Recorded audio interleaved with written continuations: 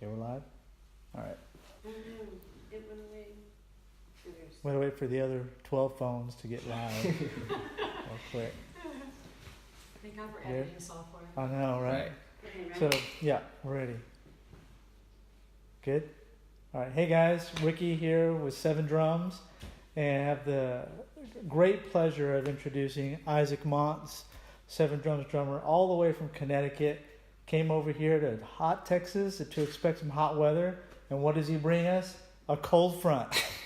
So we got some cold front. So thank you for bringing that for those of us that don't like the hot weather. But I tend to like the hot weather. So what brings you to Austin? I'm here to visit some family, and couldn't come to Texas and not see you all, so had to make it a thing. We had to see you. Yeah. We had to see Isaac. I mean, he's a YouTube phenom. You can go check him out on his YouTube channel, Instagram. Just a talented player. But the one thing we've always appreciated about what Isaac brings to the family is not only is it just a superb talent, but just an amazing young man.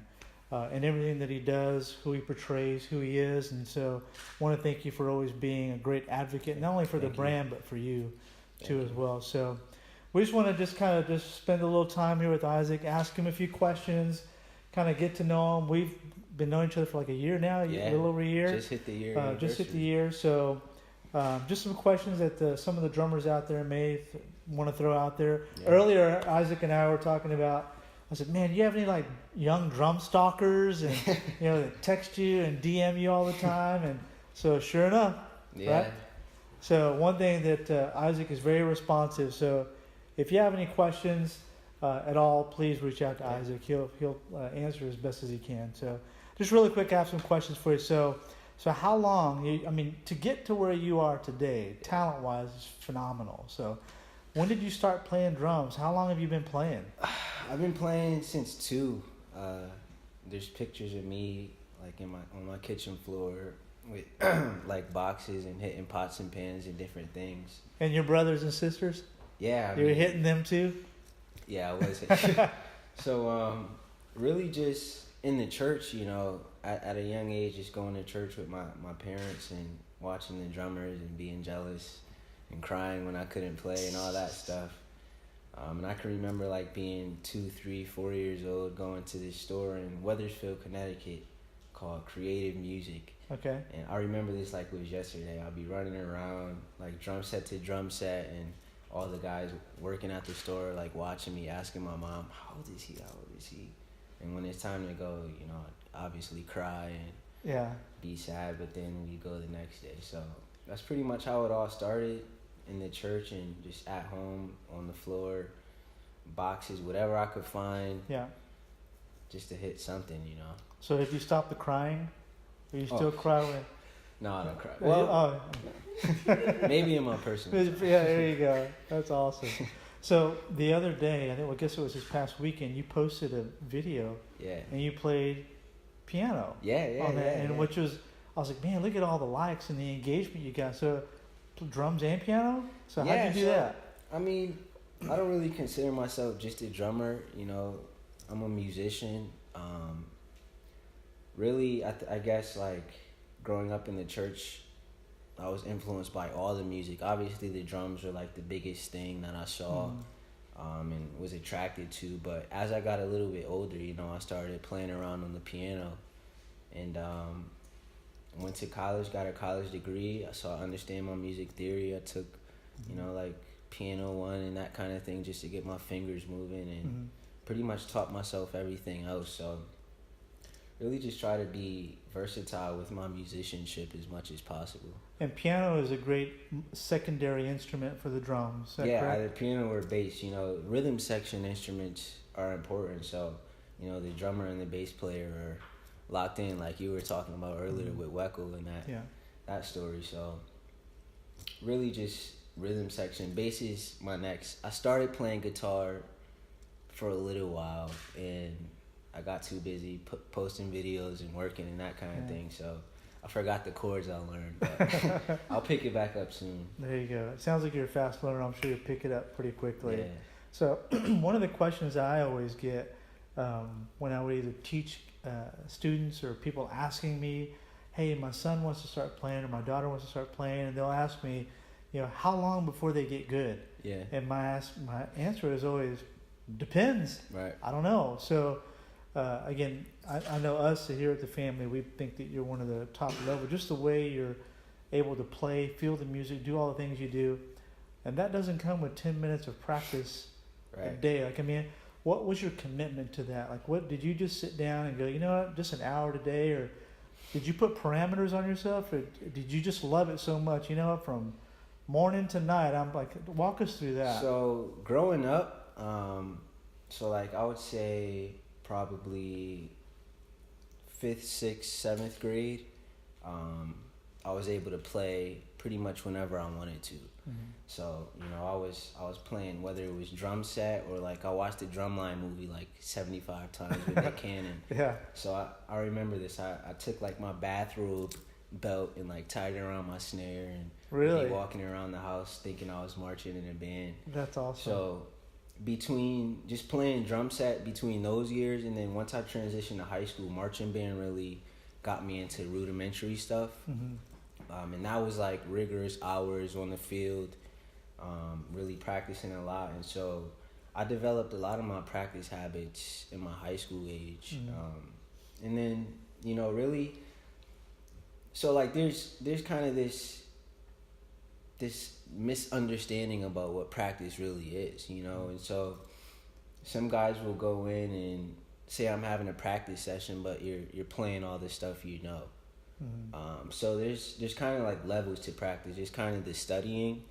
So really, whether it's watching YouTube videos or reading articles about different drummers and how drums have evolved over time.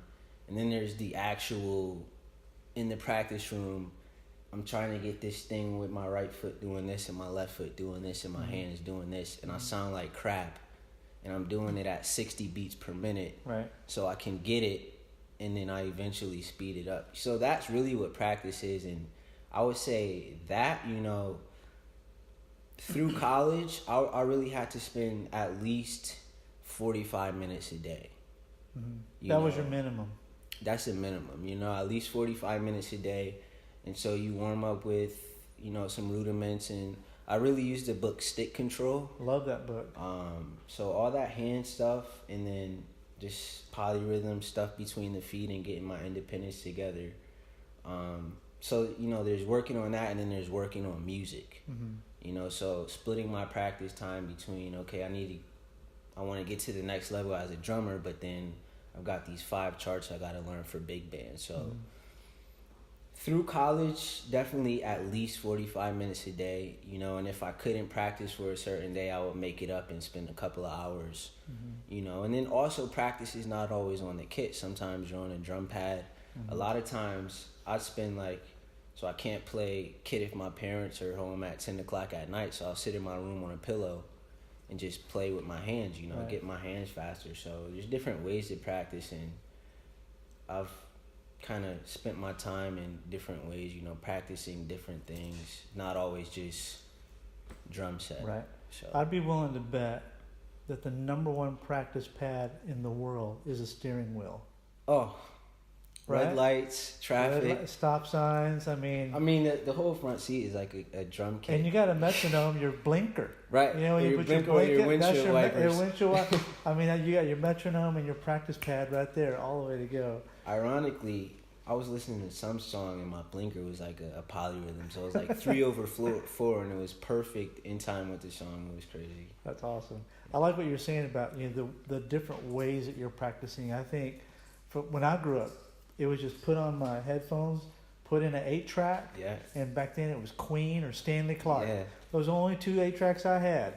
And I just play them for hours and hours and hours. But I like what you're saying about, hey, there's drum practice and then there's your music practice. Right. Getting ready for the band, the performance. So that's really good. So you talk about school a lot. And when did you know, you know what, I want to go to school for music. This is what I want to do. I'm sure you're a very bright young man. Yeah. You probably had different areas that you could have gone to or interests, but what put you in the path? You know what? It's drums. This is what got you there? Day one, there's never really a doubt in my mind about what I would go to college for. Obviously, I've had some other opportunities to do a lot of different work with some different organizations that have nothing to do with music. But as far as my college degree from day one, it really was just music. You know, going through like sophomore, junior year when they're you know, fill out your applications and write your essays. You know, I had no doubt in my mind that I'd be going to school for music. Nice. And I went to Central Connecticut State University, which is not a big music school, but my professor, Tom Melito, really good jazz drummer from the New York Danbury area, really taught me a lot of stuff. And so I was able to connect with some of the professors there and really propel me to where I am now. So good. From day one, I knew it was going to be music. Especially, you know, going to church my whole life. That's all I really was into. You know, you talk to my mom, she'll tell you, I could never focus on anything but music. You know, as soon as music came on, I was zoned in. As soon as somebody started singing, I was zoned in. But when it came to, it's time to clean your room, Isaac, you know. Can't do it. So, it's been music from day one, honestly. That's great. That's good. So, and you may agree with me, may not. So I went to school for music too. Yeah. But when I first went into it, I was like, I got this. Yeah. I can do this. It's not easy. No, and I mean, so like, it's one thing to think you're going to go to school and play drums all day and play drums all day and then play some more drums, right? But when you're in class and you've got to sing solfege, I don't know if people know what that is, do, re, mi, fa, sol, la, ti, do, that stuff, while conducting and reading a melody line in front of all your classmates, and then, you know, your teacher randomly calls on you to sing 3.5 on page 45, you know, and it's like, all right, here it goes. And that was probably the biggest thing for me to get over, because I know I'm not going to be singing solfege when I graduate college. So to have to do that to get through college was really a struggle, but made me a better musician overall. Like you said earlier, it's about being a musician, not just a drummer. Exactly. So one of the things that you have a lot of fans on social media, YouTube, your channel's blowing up, Instagram, you're posting, and it's just, you're doing amazing work. So the kind of the question that I may have, and maybe other viewers out there, that I don't think you just go and just post whatever. Right. Like, I think you there's intent, there's a meaning, there's either a message you're trying to get across, or hey, this is my favorite part of this. Like, what is it that makes a post worthy? Like, this is the 1 minute clip that I want the world to see. Like, what gets it there?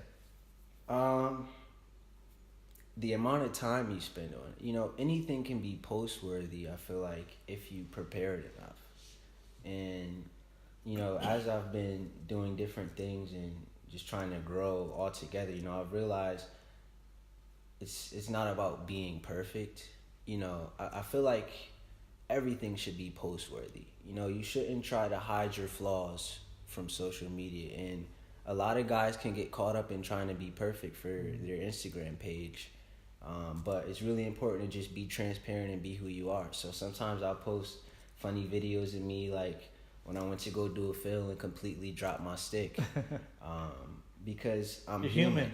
Yeah, exactly. Human. And so I think everything is post-worthy. Don't be ashamed to post it, you know, because if there's this saying, Michael Jordan, I think he said it, you miss 100% of the shots you don't take, you know, so I might not think this was post-worthy, and there's actually videos, so like that Dreaming video I did, there's this one spot that I completely hit a bunch of rims in one of my fills, and I was contemplating not putting the video up, but it was like, I've got 3 minutes of good video and 0.5 seconds of a mess up, you know, I'm human, I'm going to put it up. Right.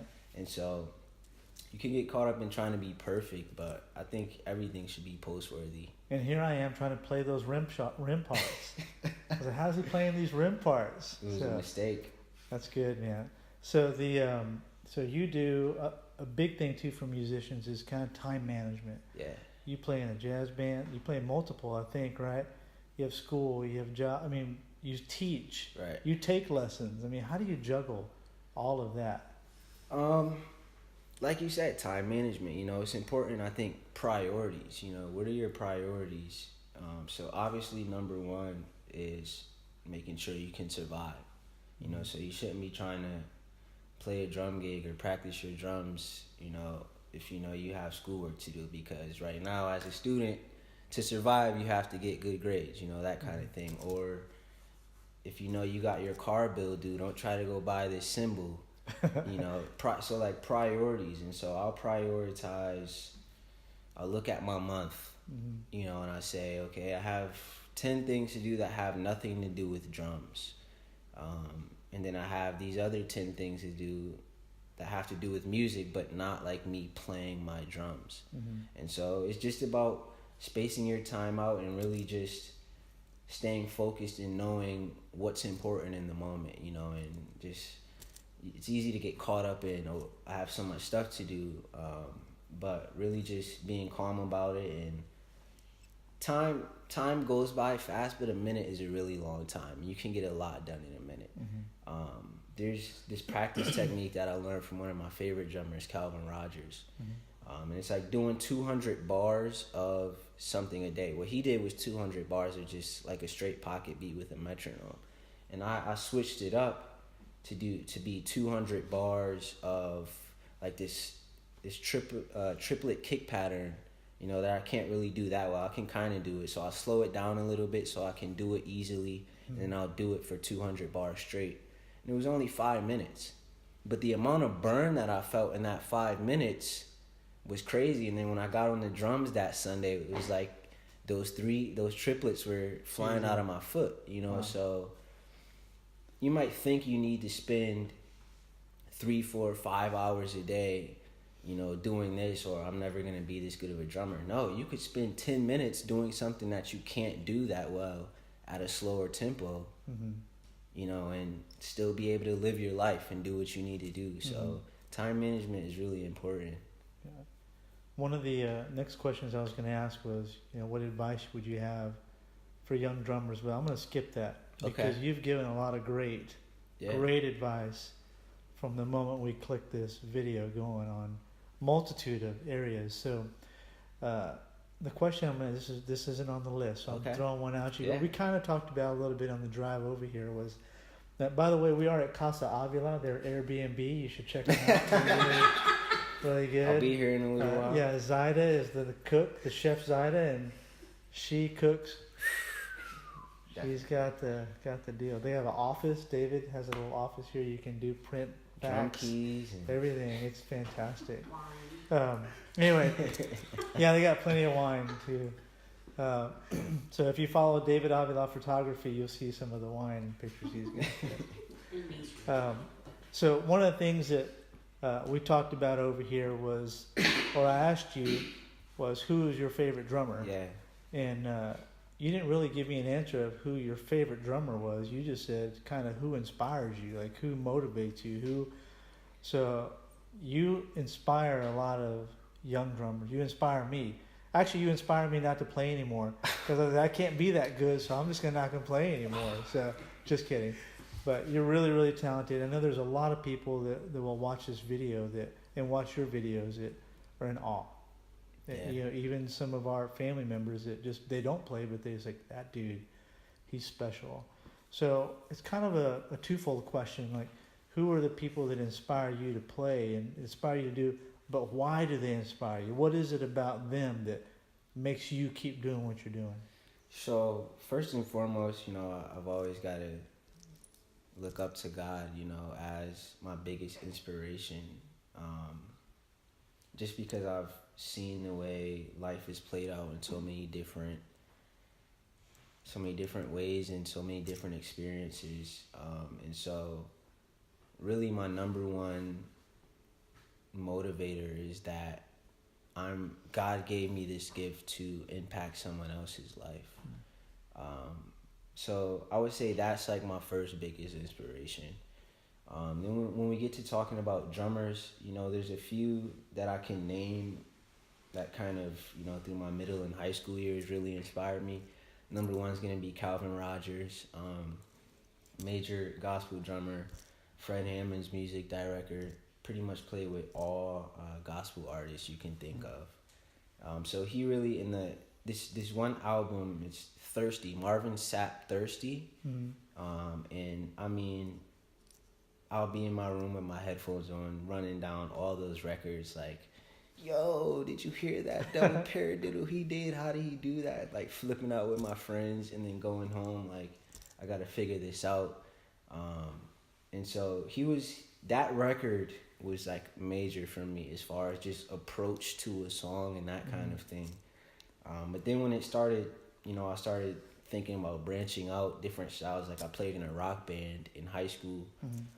And so Thomas Pridgeon was a big name for me when I started digging into that a little bit heavier style, and the way like he got out his ghost notes and that kind of thing really got me to doing some of what I do now. Some of the more modern names that inspired me, Matt Garska has really been like high on my list in the past year or 2 years. Really good drummer for Animals with Leaders. And just the way he gets around the kit and his mindset, his approach to the drums are crazy. And then, if we want to take it way back to like the jazz days, the swing era, Philly Joe Jones was, a big inspiration for me going through college and really digging into swing music and jazz music. And then guys like Tony Williams, Vinny Colaiuta, and Weckl, just their facilitation and the way they get around the kit. And so those are some of the names. There's so many more. So I don't really have a favorite drummer, It's like this guy inspires me with gospel music, but this guy inspires me with jazz, and it turns into what I put out, Yeah, makes sense. So I know a big question for me is, what's next? What's next for Isaac? I mean, what's on the horizon? Where do you see yourself going? I know you and I have talked about some possible tours that are coming up for you, and again, we watch those videos all the time, and love seeing what you do on Instagram. So what's next? What do you have next planned for you? So, luckily, I've been able to do a lot of studio work as of late, and so I've already been.